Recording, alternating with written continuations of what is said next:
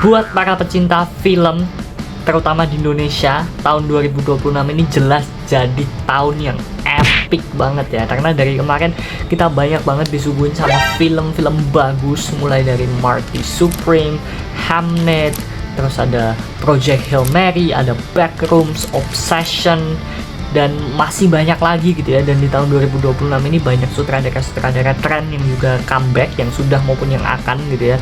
Kemarin Steven Spielberg dengan film Disclosure Day-nya, terus juga nanti Ridley Scott bakal comeback lewat film The Dog Stars, bakal ada juga Quentin Tarantino dan David Fincher yang bakal merilis film terbaru mereka nanti di sekitar akhir 2026 yang berjudul The Adventure of Cliff Booth. Dan banyak banget hype film yang bertaburan di sepanjang tahun 2026 inilah. Tahun yang asik banget lah buat para pecinta film.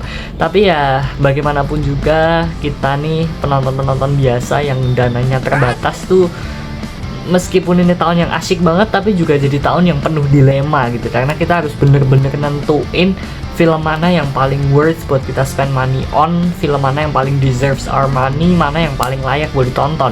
Dan dari semua pilihan-pilihan tren itu ada satu yang jelas stand out banget, apalagi kalau bukan karya epic adventure terbaru dari sutradara yang fansnya banyak banget, Christopher Nolan, yang berjudul The Odyssey yang baru aja rilis di bulan Juli 2026 ini. Hype-nya gila banget di mana-mana dan aku sendiri udah nonton, dan aku bakalan ngebantu kalian di video ini buat tentuin apakah The Odyssey jadi film yang bakal layak buat kalian nonton atau enggak.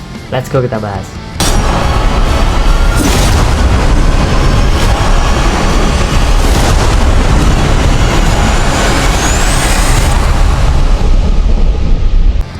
Sebelum kita masuk ke pembahasan kelebihan dan kekurangan filmnya, kita akan bahas dulu sebenarnya apa sih yang dibahas sama film The Odyssey.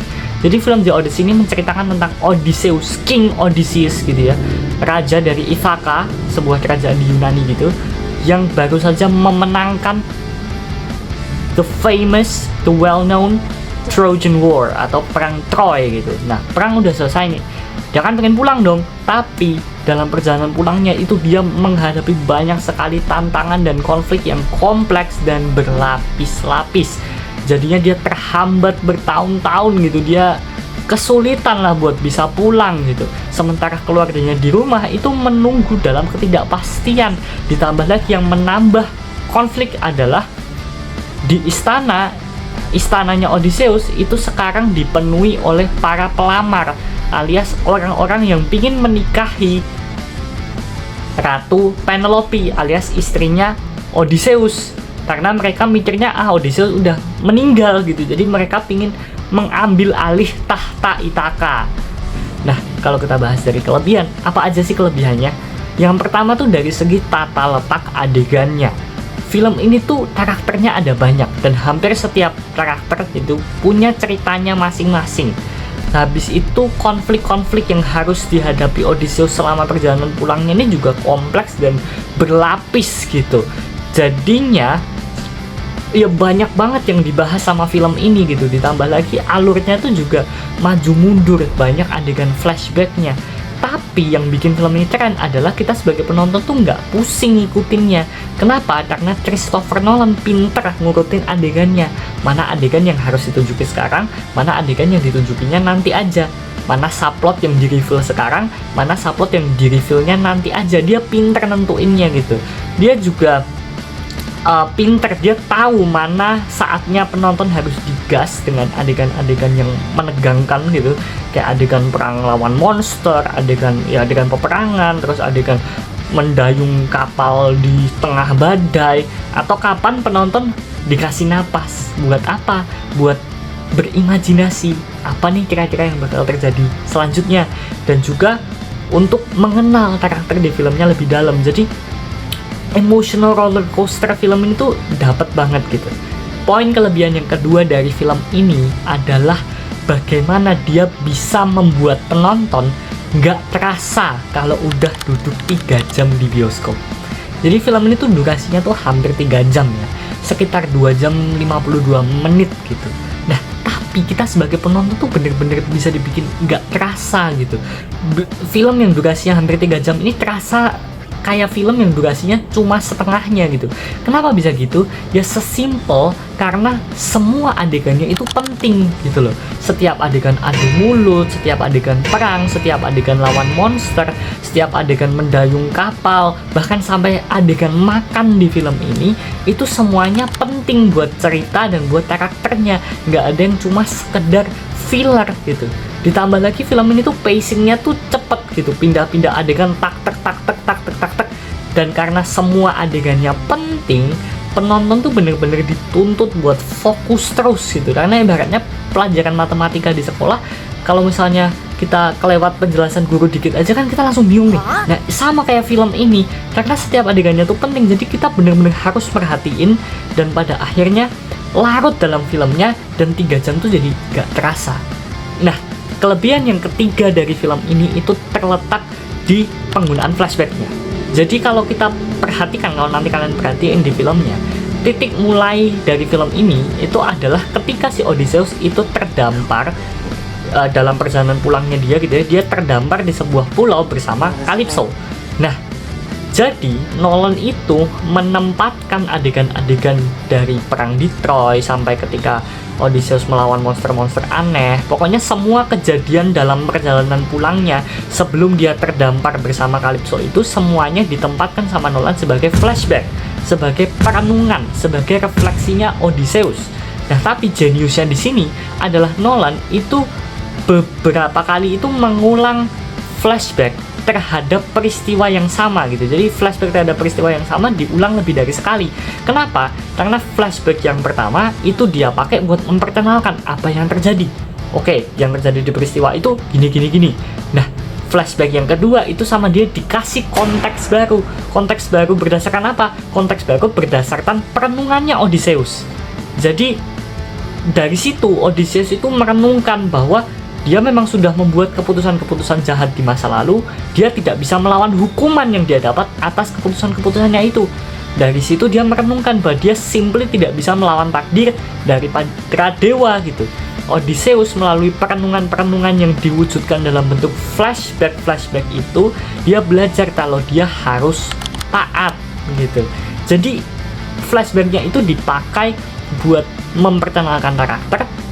Flashbacknya juga dipakai untuk memberikan perkembangan karakter, dan flashbacknya dipakai untuk memberikan solusi dari konflik dalam filmnya melalui ya pengulangan-pengulangan itu tadi. Dan menurutku itu jeniusnya film ini. Yang selanjutnya layak buat diapresiasi adalah secara sinematografi, lighting, dan sound design-nya gitu. Sinematografer dari film ini tuh namanya, kalau nggak salah baca ya, Hoyte van Hoytema.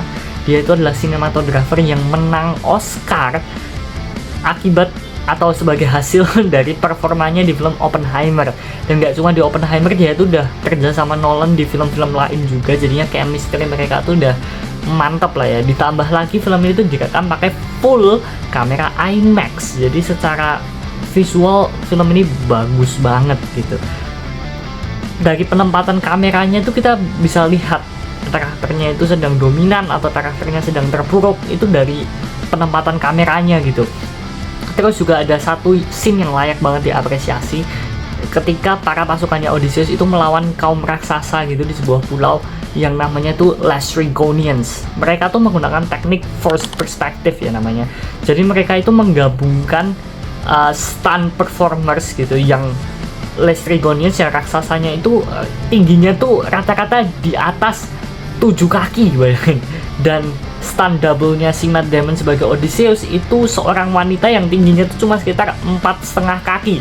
Jadi stunt double 4,5 kaki digabung sama pemeran raksasa yang tingginya lebih dari 7 kaki. Jadinya beneran terasa mungil gitu, dan si kaum raksasanya jadi bener-bener terasa gede banget meskipun nggak ada CGI sama sekali yang digunakan gitu. Dan terus dari penempatan kameranya juga yang kebanyakan itu dari bawah ya, kebanyakan kayak waktu scene lawan Cyclops juga, dan ya di waktu lawan Laestrygonians ini kebanyakan kameranya tuh di bawah gitu posisinya.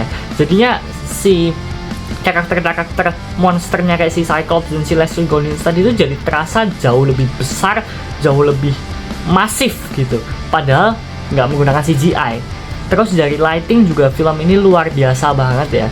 ketika scene di dalam istana yang gelap, yang pada waktu itu pencahayaannya mostly dari obor, terus ketika mendayung kapal di tengah laut yang ada badainya, terus ketika scene di underworld gitu, ketika si Odyssey ke, ya istilahnya mungkin kayak neraka ya, dia menemui pasukan-pasukannya yang telah gugur diselimuti kegelapan, itu semuanya bener-bener visually pleasing dan menambah kepercayaan kita sama filmnya gitu. Dan yang terakhir dari segi sound design yang menurutku ini top notch sih. Ada satu adegan terutama yang paling aku soroti banget, adegan Cyclops. Jadi nanti di film ini kalian bakal mendapati adegan dimana Cyclops-nya itu teriak, si monster Cyclops itu teriak, dan itu suaranya bener-bener disturbing, tapi in a good way gitu. Disturbing yang artinya bahwa sound design-nya tuh bagus banget, sampai bener-bener bikin kita nggak nyaman di bioskop tuh. Suara teriakannya tuh bener-bener wah, memenuhi ruangan gitu, bikin nggak nyaman. Poin kelebihan selanjutnya adalah di actingnya Robert Pattinson dan Anne Hathaway yang menurutku GOAT di film ini. Si Robert Pattinson itu berhasil memportray karakter Antinius gitu ya, yang berpihak ke si pelamar ini. Dia bener-bener bisa bikin kita benci sama karakter Antinius ini, yang di awal tuh bener-bener kelihatan licik, jahat, powerful, kelihatan banget kalau hatinya itu penuh tipu muslihat supaya dia bisa menikahi Ratu Penelope, si istrinya Raja Odysseus ini. Tapi di akhir dia bisa switch up jadi karakter yang pecundang dan gak bisa ngapa-ngapain. Itu gila banget. Switch up-nya tuh bener-bener seamless, bener-bener keren lah. Dan ya itu tadi, dia bener-bener bisa bikin kita penonton itu benci sama karakter Antinius yang dia peranin gitu. Habis itu Anne Hathaway sebagai Penelope, istrinya Raja Odysseus, juga keren banget. Secara karakter dia tuh kan yang bener-bener paling emosional dan paling fluktuatif gitu di film ini. Dia bisa memportray dengan baik kekhawatirannya waktu suaminya mau berangkat perang ke Troy gitu ya. Terus ketika ini kok suaminya nggak pulang-pulang, dia mulai putus asa, tapi juga dia masih berharap gitu. Terus rasa nggak percayanya dia sama anaknya si Telemachus, masa bisa sih anak ini menggantikan Raja Odysseus gitu, secara wibawa, secara kemampuan gitu. Rasa nggak percayanya dia. Habis itu rasa keselnya dia sama para pelamar ini, yang awalnya dia pendem-pendem gitu, tapi akhirnya meledak juga. Itu bener-bener performance yang luar biasa dari Anne Hathaway. Robert Pattinson dan Anne Hathaway yang karakternya paling gak gitu-gitu aja di film ini. Keren banget. Ya, tapi sebagus-bagusnya film ini tetap kekurangannya masih ada lah ya. Ini bukan film yang perfect gitu. Yang pertama, dari seberapa besar sih kita bisa percaya sama filmnya gitu. Karena ya apa ya, film ini tuh bener-bener terasa kayak orang-orang modern yang berusaha untuk memportray kejadian di masa lalu gitu. Bener-bener rasanya tuh kayak gitu. Karena treatment yang dikasih tuh terlalu modern gitu. Contohnya kostumnya aja lah. Kostum dari pasukannya Odysseus dan Agamemnon yang kontroversial itu kan bener-bener clean ya, bener-bener perfect. Kayak kostum yang baru di unboxing gitu. Terus ya jelas kostumnya Agamemnon yang aku setuju lebih kayak Batman atau Magneto gitu, bener-bener modern banget. Dan bukan itu masalahnya. Masalah terbesarnya buat aku adalah karena dia nggak nyatu sama yang lain gitu. Jadi Agamemnon ini kalau dilihat disandingin sama pasukan-pasukan yang lain tuh dia kayak beda sendiri gitu. Jadinya ya itu rasanya kayak nggak believable aja. Rasanya kayak banyak hal yang dipertanyakan, ini kok bisa gini, ini kok bisa gitu. Habis itu juga patung kudanya yang ya memang sih, Trojan Horse ini kan didesain sebagai gift ya. Kita kalau ngasih gift ya tentu aja yang bagus gitu, yang keren, yang megah, yang bikin orang tertarik. Kalau kudanya kayak kuda di film Troy 2004 yang acak-acakan kayak gitu juga, ya banyak orang kan bilang, ya siapa sih yang mau patung kuda kayak gitu, siapa sih yang mau dihadiahin patung kuda yang jelek kayak gitu gitu. Tapi kalau terlalu perfect kayak di film The Odyssey-nya Christopher Nolan, dia juga rasanya jadi kayak, ini kan patung cuma dibuat dalam waktu 3 hari, udah gitu mereka dalam kondisi perang, kok bisa gitu mereka bikin patung yang sekolim ini, yang serapih ini, yang bentuknya seindah ini dalam waktu sesingkat itu, dalam kondisi yang kayak gitu. Habis itu juga secara CGI menurut film ini tuh ya jujur aja agak kurang konsisten gitu. Ada CGI yang bagus, kayak waktu nanti kalian bakal menemukan adegan manusia dikutuk jadi babi. Itu CGI-nya bagus banget, ngeri, bikin disturbing gitu ya. Tapi ada juga CGI hewan. Nanti kalian bakal ada adegan dimana kalian bakal ditunjukin hewan-hewan gitu ya. Hewan kayak singa, macan tutul, gitu-gitulah. Macan tutul atau apa nggak tahu. Tapi bener-bener kelihatan banget CGI-nya gitu, kayak mulus banget dan nggak kelihatan nyata. Dan itu adegannya cuma sebentar ya, tapi jujur aja itu adegan ganggu gitu. Poin kedua ada di actingnya Zendaya yang aduh sayang banget, performanya kurang banget di film ini gitu. Raut wajahnya dia di setiap adegan, baik waktu dia kesal sama Odysseus maupun waktu dia support apa yang dilakukan Odysseus, itu raut wajahnya, mukanya tuh kayak sama aja ekspresinya gitu. Karakternya di film ini bener-bener boring, forgettable, gitu-gitu aja gitu. Aku nggak bilang Zendaya tuh aktris yang jelek ya, cuma performance dia di film ini easily replaceable sih, sorry banget. Dan masalah selanjutnya yang aku temui di film ini tuh adalah beberapa karakternya itu terkesan cuma jadi sekedar plot device. Jadi ada karakter-karakter kayak Calypso yang ngebantu Odysseus mengingat-ingat masa lalunya. Terus Circe si penyihir yang ngutuk pasukannya si Odysseus. Terus ada Agamemnon yang kalian nanti bakal dapetin dibunuh sama istrinya. Terus juga ada Menelaus raja Sparta yang ngasih tahu Telemachus, yang cerita ke Telemachus anaknya si Odysseus tentang bapaknya itu seperti apa. Nah, tapi karakter-karakter itu tadi di film ini itu dipakai itu cuma sekedar jadi alat doang gitu. Alat untuk apa? Alat untuk memperkenalkan siapa itu Odysseus, alat untuk memperingatkan Odysseus tentang bahaya, dan alat untuk ngasih development karakter ke Odysseus. Dan itu yang menurutku jadi masalah, karena karakternya terkesan tuh ceritanya mereka itu nggak dieksplor. Karakter itu nggak dikasih kedalaman karakter yang baik. Akhirnya mereka di situ ya cuma sekedar hadir sebagai alat gitu. Padahal saya suka treatmentnya Christopher Nolan di film ini untuk karakter Sinon. Sinon itu karakter yang juga dipakai sebagai alat sebenarnya untuk ngasih kedalaman karakter ke si Odysseus dan ke si Antinous gitu. Bahkan ya itu bikin konflik di film ini tuh jadi jauh lebih kompleks gitu. Tapi latar belakang ceritanya tuh jelas. Background ceritanya si Sinon dalam menjadi alat itu jelas gitu. Bahkan background ceritanya Sinon ini ngaruh banget ke momen kekalahannya Antinous nanti di akhir film, dan bikin momen itu jadi jauh lebih keren, jauh lebih dalam lagi gitu. Tapi sayangnya treatment spesial itu cuma dikasih ke karakter si Sinon. Karakter-karakter lain tuh dibiarin dangkal aja, dan yaitu tadi cuma ada sebagai alat. Dan kekurangan terakhir film ini yang saya soroti adalah masalah final battle-nya yang terasa hambar dan gak epic gitu. Jadi ini aku nggak bakal nge-spoiler terlalu dalam ya. Aku cuma bakal ngasih konteks. Kalau di akhir dari film ini, nanti kalian bakal mendapati adegan final battle antara si Odysseus melawan para peminang yang menguasai istananya gitu. Tapi masalahnya, meskipun build up-nya ke final battle ini tuh sebenarnya bagus banget, udah bagus, udah keren, tapi final battle-nya sendiri tuh malah terasa hambar gitu loh. Dari segi koreografinya biasa aja. Bahkan di sini pun sinematografinya juga ya standar-standar aja gitu loh. Bahkan di sini di final battle ini karakter Antinous yang dari awal tuh pingin banget si Odysseus mati aja sebenarnya supaya dia bisa menikahi si Ratu Penelope. Di sini dia nggak ngapa-ngapain, dia cuma kayak ambil pedang, ambil tombak.